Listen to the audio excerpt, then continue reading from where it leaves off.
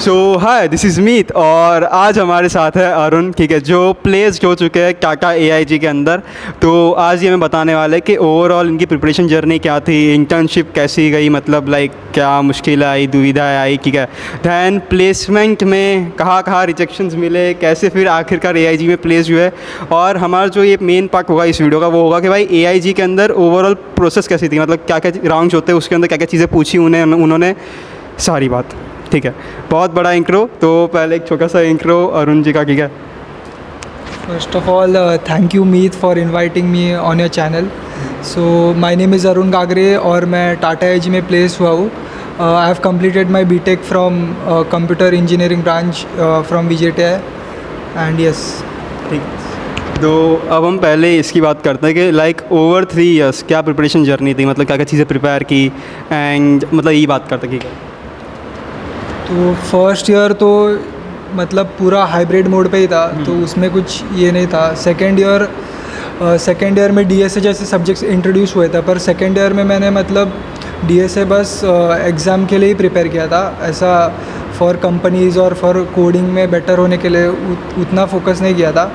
पर जैसे मालूम पड़ा कि इंटर्नशिप सीज़न स्टार्ट होने वाला है थर्ड ईयर से, तो तभी मैंने सेकेंड ईयर के एंडिंग में एक कोर्स लिया था लव बब्बर का, सुप्रीम बैच 2 उसका नाम था, और करीबन 3,500 का वो कोर्स था। मैं अभी रेकमेंड नहीं करूँगा कोर्स लेना, क्योंकि यूट्यूब पे तो सब अवेलेबल है, पर मैंने लिया था वैसा, और उसका यूज़ हुआ, उसका हेल्प हुआ। जो भी डीएसए के कॉन्सेप्ट्स थे तो उसी से मैंने स्टार्ट किए थे, उसी से अच्छे से क्लियर हुए मेरे डीएसए के कॉन्सेप्ट्स। और लीड कोड जो एक प्लेटफॉर्म है, तो उधर ही मैंने प्रैक्टिस सब किए थे, लीड कोड के क्वेश्चंस वगैरह, तो वही था। और इंटर्नशिप के जैसे इंटर्नशिप का सीज़न स्टार्ट हुआ जून में, तब तक वो कोर्स कंप्लीट भी हो चुका था और 200 तक क्वेश्चन सॉल्व भी हो चुके थे लीड कोड पे। पर मेरी एक मिस्टेक जो थी लीड कोड पे, कि मैं सिर्फ क्वेश्चंस के पीछे भागता था, कि मतलब मेरा जो काउंट है क्वेश्चंस का लीड कोड प्लेटफॉर्म पे वो बस इंक्रीज़ होना चाहिए। जो मैं कॉन्सेप्ट्स थे या जो खुद से सॉल्व करना रहता है टाइम दे के, वो मैं नहीं कर रहा था। तो ये एक मिस्टेक है जो मैंने की। तो मैं व्यूअर्स से बोलना चाहूँगा कि बस क्वेश्चंस के पीछे ना दौड़े, कि एक लिंक्डइन पोस्ट जाएगा हमारा कि मैंने इतने क्वेश्चन सॉल्व किए, वो सब ठीक है, पर जो मेन पर्पस है लीड कोड का, कि कॉन्सेप्ट समझ में आने चाहिए और जो न्यू क्वेश्चन है वो सॉल्व होने चाहिए, तो वो एक मेन मोटिव को साइड नहीं रखना चाहिए, वो एक ध्यान देंगे। तो कैसे एक सॉल्व करना चाहिए, लाइक अगर कोई बच्चा जो लीड कोड पे जा रहा है पहले, ठीक है, तो कैसे उसको यूज़ करना चाहिए प्रॉपरली, कि ये चीज़ करो पहले, अगर नहीं हो रहा तो ये चीज़ करो, फिर ये करो, ऐसे। तो मैं पहले तो कैसे करता था कि मतलब एक क्वेश्चन आया तो इजी हो जाते थे मोस्टली, पर जो मीडियम थे उसके मैं डायरेक्टली सॉल्यूशंस पे जंप करता था। जो यूट्यूब के ट्यूटोरियल्स थे उस पर मैं डायरेक्टली जंप करता था, तो उसमें मतलब थोड़ा सा सीखने मिलता था, पर जो एक्चुअल डेवलपमेंट होता है वो उसमें हो नहीं पाया था। तो मैंने सीनियर से कांटेक्ट किया कि मतलब मैं सॉल्व तो कर रहा हूँ लीड कोड पे क्वेश्चंस, पर मेरा जो कॉन्फिडेंस है, जो नए क्वेश्चंस सॉल्व नहीं हो पा रहे, तो क्या करना चाहिए। तो उन्होंने भी वही बोला कि ज़्यादा से ज़्यादा टाइम दो, खुद से सॉल्व करने का ट्राई करो, और अगर नहीं हुआ तो फिर ट्यूटोरियल देख सकते हो। और ट्यूटोरियल बस देख के छोड़ना नहीं है कि बस सबमिट कर दिया, बस उसके नोट्स भी अगर बना सकते हो तो बनाओ। तो वो है क्या। सो नोट्स बनाए थे, मतलब लाइक, और नोट्स बना के उसको रिवाइज करते थे कि खाली नोट्स बनाए हुए थे ऐसे? हाँ, ये भी एक प्रॉब्लम है कि वो बस नोट्स का बस बुक बनता है बहुत बड़ा, वो अच्छा लगता है कि नोट्स बने, इतने सारे क्वेश्चंस चाहिए, पर रिवीजन भी एक ये है, मतलब इम्पोर्टेंट टास्क है उसमें। तो रिवीजन मैं थोड़ा कम करता था, पर फिर बाद में मालूम पड़ा कि रिवीजन भी ज़रूरी है, क्योंकि जो पुराने कॉन्सेप्ट्स है वो इतने ये नहीं हो रहे, रिब्रश नहीं हो रहा, ठीक है। तो अब हम आते हैं इस पे कि लाइक इंटर्नशिप जब आएगी, कि कंपनीज आना शुरू हुआ, तो क्या हुआ, मतलब कैसी चीज़ें चली इंटर्नशिप के टाइम पे? जब भी इंटर्नशिप का चालू हुआ तो तभी मुझे लगा कि लीड कोड पे हम कर ही रहे प्रैक्टिस, तो वही हो जाएगा। इंटर्नशिप में अगर इंटरव्यू का चांस मिला तो हो जाएगा उसमें, पर अनफॉर्चुनेटली एक में भी शॉर्ट लिस्ट नहीं हुआ पूरा इंटर्नशिप सीज़न। तो मतलब टेस्ट ही क्लियर नहीं हुआ। हाँ, टेस्ट ही क्लियर नहीं हुआ, इंटरव्यू एक भी इंटरव्यू बैठने का मौका नहीं मिला। तो वही एक प्रॉब्लम था कि टेस्ट शॉर्टलिस्ट नहीं हो रहा, इसमें ही इंटर्नशिप में ही शॉर्टलिस्ट नहीं हो रहा, तो प्लेसमेंट में कैसा शॉर्टलिस्ट होगा। Okay, हाँ। वो एक प्रॉब्लम था। तो फिर भी तो एकदम लास्ट मोमेंट पे एक इंटर्नशिप मिली थी, पर ड्यू टू सम रीज़न वो भी इंटर्नशिप कैंसिल हो गई थी। ओके। तो फिर लास्ट ऑप्शन बचा था कि कॉलेज में इंटर्नशिप करो। तो कॉलेज में इंटर्नशिप, बहुत लोगों का डाउट होता है कि कॉलेज में अगर इंटर्नशिप की तो कुछ प्रॉब्लम होता है क्या प्लेसमेंट में। वैसे कुछ प्रॉब्लम नहीं होता, पर मतलब बस जो भी इंटर्नशिप का एक्सपीरियंस है, जो भी प्रोजेक्ट्स किए, वो बस इंटरव्यू में अच्छे से एक्सप्लेन करोगे तो भी चल जाएगा। ऐसा ज़रूरी नहीं है कि कॉलेज में इंटर्नशिप किया तो प्लेसमेंट में इंटरव्यू में रिजेक्ट ही कर देंगे, वैसा कुछ नहीं है। लकीली मुझे प्रोफेसर बहुत अच्छे मिले थे, मानसी मैम। इंटर्नशिप के टाइम उन्होंने बहुत सपोर्ट किया, मतलब उन्हें मालूम था कि प्लेसमेंट का भी प्रिपेयर करना है और इंटर्नशिप का भी करना है, तो मतलब दोनों हैंडल हुए। और लकीली मुझे प्रोफेसर अच्छे मिले, तो इसके लिए सब मैनेज हो गया इंटर्नशिप में। कॉलेज में इंटर्नशिप करना इज़ बेटर दैन पापा के दुकान पे इंटर्नशिप करना, ठीक है। मैंने तो मतलब डैड के लिए वेबसाइट बना दी थी, तो मतलब हाँ, वो तो बेटर है कि आप किसी प्रोफेसर के अंदर ही काम कर रहे हो, कुछ ना कुछ सीख रहे हो, ठीक है। तो वेल, ये जो कॉलेज की इंटर्नशिप थी, ये तो अनपेड थी या कुछ पेड थी? नहीं, कॉलेज की इंटर्नशिप तो अनपेड ही रहती है मोस्टली। तो उसमें कैसा था कि कोर्सेरा पे डीप लर्निंग के कोर्सेज़ बोले थे पहले, और वो कोर्सेज़ से एक प्रोजेक्ट बनाना था। तो मैंने इमोशन डिटेक्शन का प्रोजेक्ट बनाया था। तो वो जो प्रोजेक्ट था तो खुद से बनाया था, मतलब रेफ़र करके बनाया था, पर खुद से बनाया था इनपुट्स डाल के। तो उसका भी फ़ायदा हुआ प्लेसमेंट के इंटरव्यूज़ में। तो क्योंकि खुद से किया था तो एक्सप्लेन करने में बहुत आसानी हुआ। हाँ, तो वही था। अगर तुमने प्रोजेक्ट गिटहब से किया था तब तो तुम एक्सप्लेन ही नहीं कर पाओगे, पर अगर तुम्हें मतलब थोड़ा हेल्प लेना पड़ेगा ChatGPT वगैरह का। बट खुद का जो होता है ना, वो पता होता है भाई, यहाँ से कुछ उठाया, यहाँ से कुछ उठाया, सब मिला के बनाया है, तो वो एक्सप्लेन करने में मज़ा भी आता है और खुद का भी होता है, ठीक है। तो अब हम इस पे आते हैं कि लाइक हाँ चलो, प्लेसमेंट इंटर्नशिप तो हो गई, देन प्लेसमेंट सीज़न आया। तो प्लेसमेंट सीज़न कैसा गया, मतलब कहाँ दिक्कतें हुई, कहाँ रिजेक्शंस हुए, कहाँ आखिरी में जाके फेल हो गए? तो प्लेसमेंट सीज़न में वही पहले डर था कि भाई अभी इधर शॉर्टलिस्ट होने वाला है कि नहीं, वो पहले था। तो पहली कंपनी ओरेकल आई, तो उसमें तो शॉर्टलिस्ट नहीं हुआ। फिर कुछ कंपनीज़ आई, इनक्रेड वगैरह, उसमें भी नहीं हो रहा था शॉर्टलिस्ट। तो एक SAP कंपनी आई, उसमें लकीली शॉर्टलिस्ट हो गया, पर उसमें मेरा अनफॉर्चुनेटली SAP में नहीं हुआ। उसका जो मतलब इंटरव्यूज़ का क्वेश्चंस मैं बताता हूँ कि फर्स्टली तो उन्होंने पूछा कि मतलब पॉइंटर 7.5 क्यों है, मतलब ज़्यादा क्यों नहीं है पॉइंटर।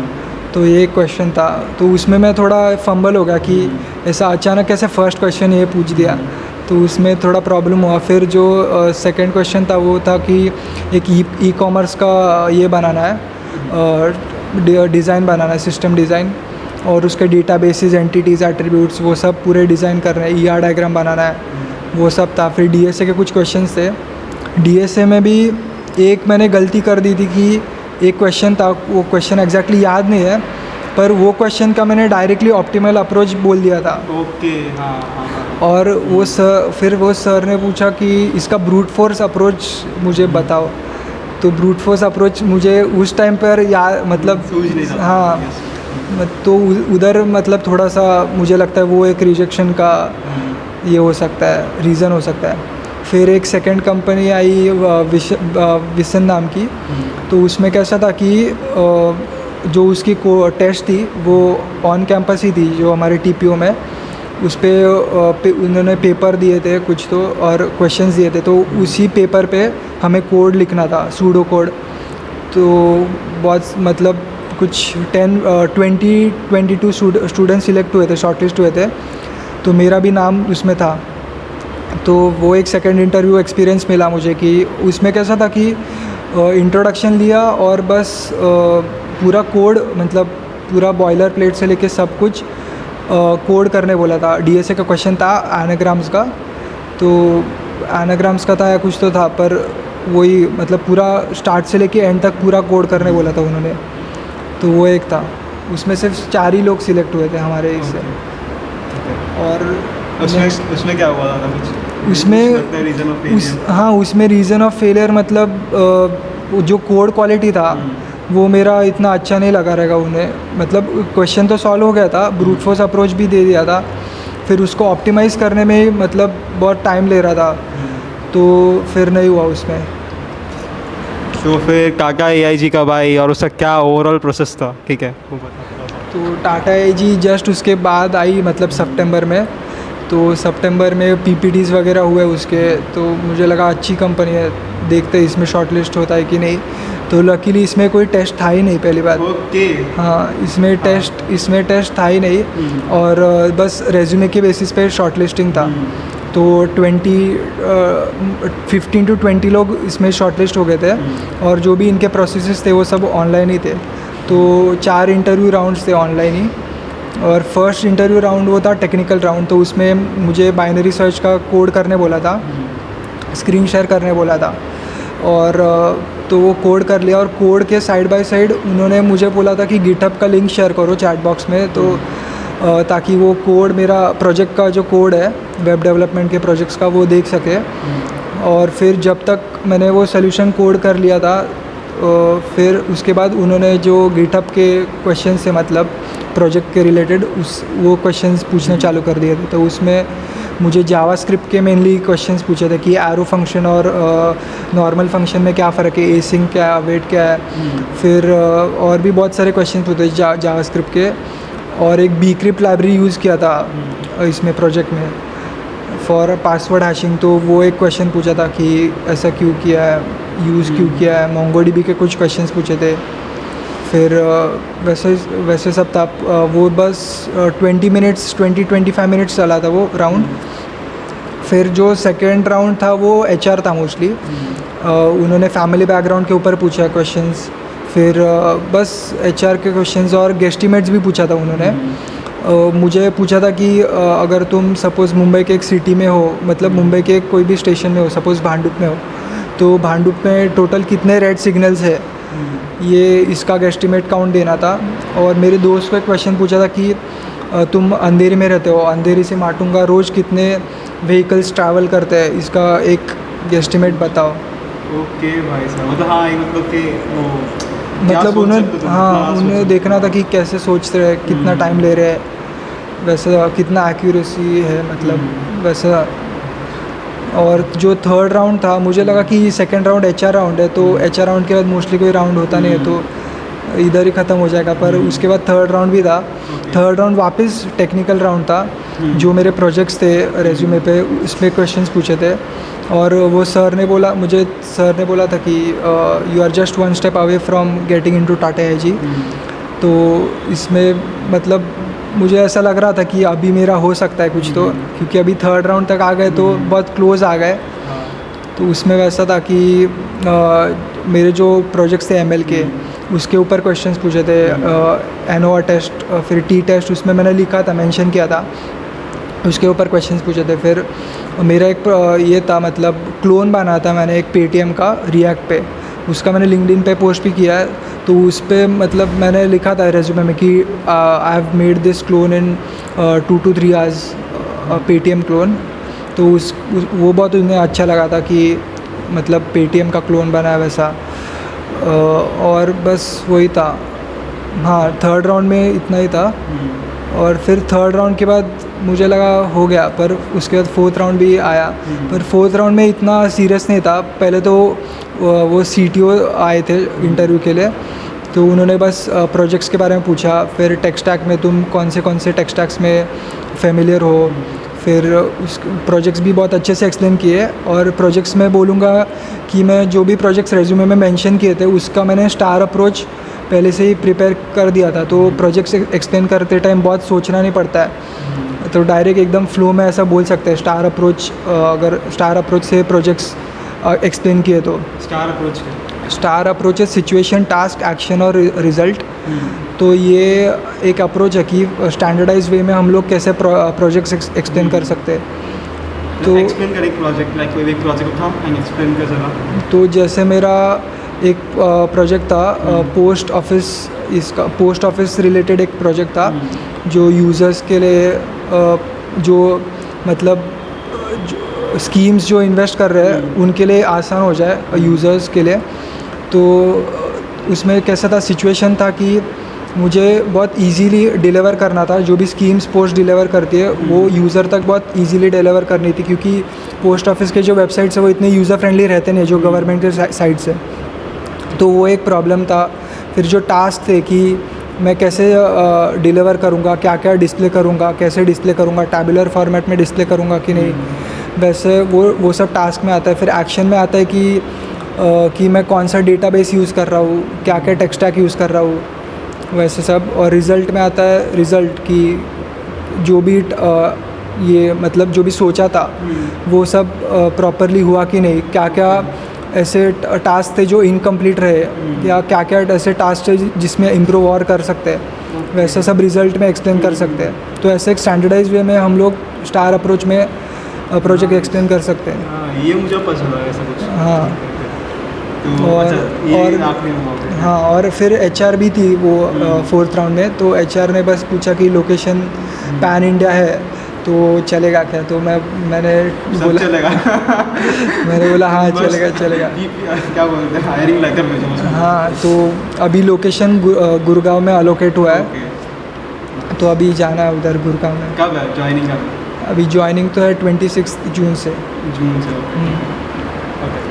तो इसमें जॉब रोल क्या है, और ये क्वेश्चन पहले लेना चाहिए था पर कभी ठीक है, जॉब रोल क्या है और क्या क्या AIG करता क्या है ओवरऑल? हाँ, सो इसमें जॉब रोल है जो इंजीनियर ट्रेनी के अंडर मतलब जॉब रोल है, एज अ वेब डेवलपर ही है। फ्रंट एंड में रोल मिलेगा कि बैक एंड में, वो अभी तक क्लियर नहीं हुआ है। और जो टाटा AIG है जो वो एक इंश्योरेंस फर्म है जो इंश्योरेंस प्रोवाइड करता है, अलग अलग इंश्योरेंस। अभी एक रिसेंटली एक्सीडेंट भी हुआ एयर इंडिया का, तो उसमें भी टाटा AIG का बहुत बड़ा कंट्रीब्यूशन रहेगा इंश्योरेंस क्लेम्स करने में, अबव 40%। ओके, ठीक है। तो अब हम थोड़ी सी रेज्यूमे के ऊपर बात करते हैं, लाइक के रेज्यूमे में क्या क्या प्रोजेक्ट्स थे, ठीक है, एंड देन वो ओवरऑल कब बने थे, मतलब लाइक ओवर द ईयर्स कब बने थे, ठीक है। तो रेज्यूमे में सबसे पहले तो मैंने वेब डेवलपमेंट से स्टार्ट किया था। तो जो मेरा COC इनहेरिटेंस का जो प्रोग्राम होता है कॉलेज में जो सीनियर्स कंडक्ट करते हैं, तो उसके थ्रू 2 मेंटर्स असाइन हुए थे, तो उनके अंडर ही प्रोजेक्ट बना था। तो उसमें मैंने Node.js, एक्सप्रेस, MongoDB और EJS यूज़ किया था। उसमें React यूज़ नहीं किया था, EJS यूज़ किया था। तो उसका एक प्रोजेक्ट था जो मतलब खुद का ही आइडिया था, और वो सिलेक्ट भी हो गया था, मेंटर्स को पसंद भी आ गया था, तो उन्होंने मेंटर्स असाइन किए थे प्रोजेक्ट के गाइडेंस के लिए। तो वो उधर से एक प्रोजेक्ट बन गया था। फिर जो सेकंड प्रोजेक्ट था वो मतलब मैंने यूट्यूब से ही बनाया था, रेसिपी वेबसाइट करके। तो मतलब पर वो मैंने रेज्यूमे में डाला नहीं, पर जो फिर उसके बाद वंडरलास्ट नाम का एक क्लोन बनाया था, तो वो एक मैंने डाल दिया था। वो भी एक फुल स्टैक प्रोजेक्ट ही था। जो थर्ड काम करता है वंडरलास्ट प्रोजेक्ट मतलब होटल बुकिंग्स, ट्रैवल वगैरह वो सब वैसा था। और फिर जो थर्ड प्रोजेक्ट था मेरा वो ML बेस्ड था, लोन प्रिडिक्शन का। उसमें ऐसा डिटेक्ट करते कि मतलब XYZ पर्सन को लोन देना चाहिए कि नहीं देना चाहिए, वैसा मतलब बहुत सिंपल था पर किया था वैसा। और वेब डेवलपमेंट का मैं बोलना चाहूँगा कि वेब डेवलपमेंट में बहुत ये प्रॉब्लम हुआ मुझे कि ट्यूटोरियल ऐसा बहुत कि सिर्फ ट्यूटोरियल्स ही देखते जा रहे हैं, मतलब ऐसा लग रहा है कि समझ रहा है, पर वो खुद से करना चाहते तो कॉन्फिडेंस नहीं होता। तो इसका एक ही सलूशन है कि खुद से प्रोजेक्ट्स वगैरह बिल्ड करो या इंटर्नशिप्स करो वैसा। और एक इंटर्नशिप मैंने मतलब प्लेसमेंट लगने के बाद भी किया था, तो थोड़ा कॉन्फिडेंस उससे बिल्ड होता है कि खुद से अगर कुछ कर रहे हैं तो बहुत फ़र्क पड़ता है एज़ कम्पेयर टू सिर्फ ट्यूटोरियल्स देखते गए और प्रोजेक्ट बनाते गए वैसा। बट अगर किसी को मतलब लाइक चैनल्स बताने हो कि भाई ये चैनल फॉलो करो, मतलब अगर तुम्हें बेसिक कुछ आता ही नहीं है, ठीक है, तो क्या चैनल्स रेफ़र करोगे कि भाई इसके लिए ये फॉलो कर सकते हो, इसके लिए ये फॉलो कर सकते हो, मतलब जो बेस्ट चैनल्स है? तो जो जावास्क्रिप्ट के लिए पहले मैं बोलूँगा कि अक्षय साइनी नाम का एक चैनल है, वो बहुत बेसिक से पढ़ाते हैं और बहुत डेप्थ में पढ़ाते हैं, तो उनका समझ में भी आता है मुझे। तो वो मतलब एक्चुअली अच्छा है वो चैनल। और फ्री भी है, यूट्यूब पे अवेलेबल है वो। बाकी जो उनके कोर्सेज है वो पेड है, पर जो जावास्क्रिप्ट का है वो फ्री है, तो वो एक बेनिफिट है। और फिर एक फ्रंट एंड के लिए बहुत अच्छा चैनल है, शेरियंस कोडिंग स्कूल, वो बहुत सही चैनल है। हाँ हाँ, पर उनका जो स्पेशलाइजेशन है वो फ्रंट एंड में ही है शायद, तो मतलब फ्रंट एंड मैंने उधर से ही रेफ़र किया था, और उसके बेसिस पे उधर जो भी सीखा था मैं, उसके बेसिस पे मैंने वो पेटीएम का जो क्लोन था वो बनाया था रिएक्ट में। और कुछ डीएसए और डीएसए के लिए तो स्ट्राइवर और लव बब्बर मैंने तो कोर्स लिया था, पर फिर भी मैंने जो डीपी का जो था वो स्ट्राइवर के यूट्यूब चैनल से ही देखा था, क्योंकि मुझे उधर से डीपी समझ में आ रहा था, तो वो ही रेफ़र कर दिया था डीपी के लिए। फिर जो ओएस और डीबीएमएस है वो तो लव बब्बर के चैनल से किया था, उसका एक डॉक्यूमेंट, उसके पीडीएफ्स भी मिलते हैं, तो वो भी तुम लर्न कर सकते हो, या इंटरव्यू क्वेश्चंस के लिए प्रिपेयर उधर से ही कर सकते हो। और अगर एक्सप्लेनेशन चाहिए उसका, तो उसकी प्लेलिस्ट भी है जो लक्ष्य कुमार ने की है, वो तो उधर से रेफ़र कर सकते हो।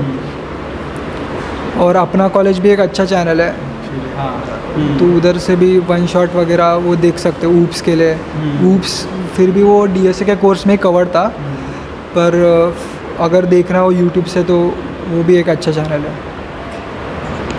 तो अब आते हैं मेन मुद्दे पे, what is your package range, ठीक है, क्या है टाटा AIG? सो पैकेज CTC जो है वो 10 to 11 LPA के बीच में ही है, और लोकेशन गुड़गांव है, तो वही। ओके, तो अगर कोई इंटरव्यू देने जा रहा है, ठीक है, तो उसके लिए कैसे प्रिपेयर करना चाहिए? तो मुझे इंटरव्यूज़ का बहुत फियर था पहली बात, क्योंकि कोई एक्सपीरियंस ज़्यादा था नहीं इंटरव्यूज़ में, और कैसे बोलना है, कैसे डिलीवर करना है, वो भी एक प्रॉब्लम था। तो मैं ऐसा लिंक्डइन के थ्रू जस्ट जा रहा था, तो एक प्लेटफॉर्म के बारे में पता चला, एक्सपोनेंट प्लेटफॉर्म। तो उसमें कैसा रहता है कि हम लोग एक रैंडम पर्सन आता है जिसको इंटरव्यू का प्रिपेयर करना रहता है, और हमें भी करना रहता है, तो दोनों का प्रिपरेशन हो जाता है उसमें। तो जैसे हम उसमें 3 लेवल्स रहते हैं, बेसिक, इंटरमीडिएट और मास्टर। तो जैसे हम लोग लेवल सिलेक्ट करेंगे उस हिसाब से वो पर्सन अलोकेट होगा। ये पेड प्लेटफॉर्म नहीं है, बस 5 to 6 इंटरव्यूज़ हम लोग दे सकते हैं एक ईमेल आईडी पे। तो इससे बहुत मुझे बेनिफिट हुआ। इसमें मैंने कुछ 12 इंटरव्यूज़ दिए थे, 8 PM के आसपास वो रोज़ होता था। तो इसमें मैंने बिहेवियरल इंटरव्यूज़ के बारे में प्रैक्टिस किया, और इससे फ़ायदा ये होता है कि इंटरव्यूज़ का तो प्रिपेयर होता ही होता है, पर जो भी सीनियर हम लोग के सीनियर लेवल अगर आए तो अच्छे कनेक्शंस भी बनते हैं, तो ये एक फ़ायदा होता है उससे। और मेरे जो फ्रेंड्स थे, मतलब जो उनको भी मैं बोलता था कि मेरे फ्रेंड्स जिनका मैं नाम लेना चाहूँगा, प्रीत, प्रणव और साहिल, ये लोग भी अच्छे खासे प्लेस्ड हो गए। तो जैसे ये लोग प्लेस्ड हुए तो मुझे मदद कर रहे थे ये लोग कि मॉक इंटरव्यूज़ लेने में, कुछ सजेशंस देने में वगैरह सब। तो फ्रेंड्स का भी ये बेनिफिट होता है कि अच्छे फ्रेंड्स रहेंगे तो वो पुश करते रहेंगे तुम्हें। ये बात तो है, हाँ, मतलब कुछ ना कुछ साथ में, अगर कोई आगे चला गया तो खींच लेगा तुम्हें, ठीक है, साथ में। हाँ, तो अब हम आते हैं कि like which community you prefer in future, क्या है खाली एक कम्युनिटी कि भाई अगर तुम आ रहे हो कॉलेज तो ये कम्युनिटी ज्वाइन करो? तो VJTI में तो बहुत सारे कमिटीज़ है, पर अगर एक कमिटी में, मतलब बहुत सारे सब अच्छे कमिटीज़ है, पर एक कमिटी अगर मैं बोलूँगा तो वो COC है, क्योंकि उसमें से ही ज़्यादा कोडिंग वगैरह सब सीखना पड़ता है, मतलब सीखने मिलता है। तो वो एक कमिटी है, और रंगवर्धन है, SRA है, तो वो सब भी अच्छी कमिटीज़ हैं। COC ज्वाइन करनी चाहिए अगर तुम्हें कोडिंग में जाना है तो, क्योंकि सीनियर्स मिल जाते हैं, वरना तुम्हारी ऐसी, मतलब COC की बात नहीं है, लाइक अगर तुम अपने कॉलेज की बात करो, ठीक है, वहाँ पर कोडिंग कम्युनिटी ज्वाइन करनी चाहिए तुम्हें, ताकि तुम्हारी जो CSIK के सीनियर्स हो तुम्हें कनेक्ट हो तुम्हारे साथ, तो बेटर रहता है, ठीक है। तो और एक चीज़, एक सवाल रह जाता है कि बीच में कि लाइक जब ये इंटरव्यूज़ हुए, ठीक है, दिन में 4 इंटरव्यूज़ हुए एक साथ में, 4 राउंड्स हुए, तो 4 राउंड के बाद डायरेक्टली रिजल्ट आ गया था कि भाई 1-2 हफ्ता इंतज़ार करना पड़ा, भाई बहुत टेंशन भरा था, कैसा था? तो पहले तो मेरा इंटरव्यूज़ जो था वो 9 AM से चालू हो गया था सुबह, और वो 4 राउंड्स थे, तो 4 राउंड ख़त्म होते होते 5 PM हो गए थे।